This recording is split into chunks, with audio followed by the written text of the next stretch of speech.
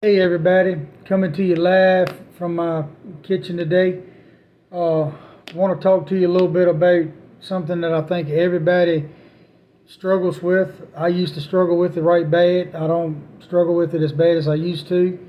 I've heard a lot of preachers preach on it, and that's carrying burdens, being tired. Tired of trying to do it yourself. Uh, we're not going to get nothing done until we finally turn it over to Jesus anyway. But I went to the Bible like I always do to find, some answers to all of it. And in Matthew chapter 11, verse 28 and 29, this is Jesus saying this. It's written in red in my Bible. This ain't nobody else. These are Jesus' words. Come to me, all you who labor and are heavy laden, and I will give you rest. Take my yoke upon you and learn from me, for I am gentle and lowly in heart, and you will find rest for your souls. Well, right there, he says, give it to him. So why don't we give it to him? I can tell you why. We're hard-headed. We want to do it ourselves. He'll ease all your troubles if we just, give it to him.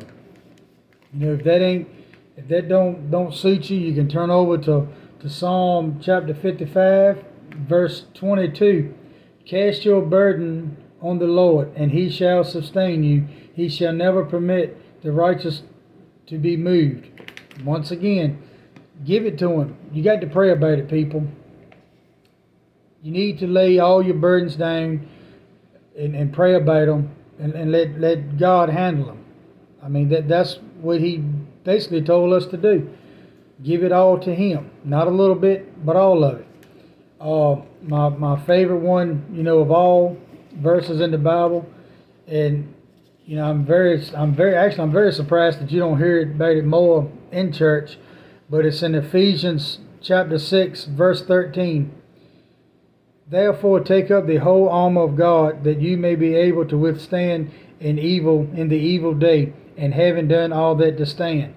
Well, right there, he's telling us, the Bible tells us in plain English, you got to pray for everybody every day.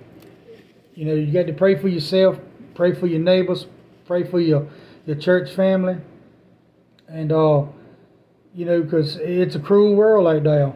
Every way you look, there's somebody out to get you.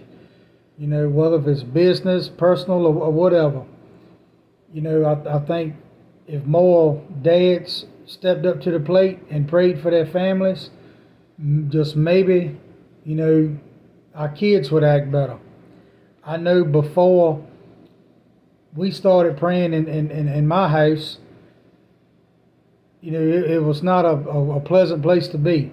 But since we started, praying about everything and protecting ourselves with the armor of prayer, things are a whole lot smoother.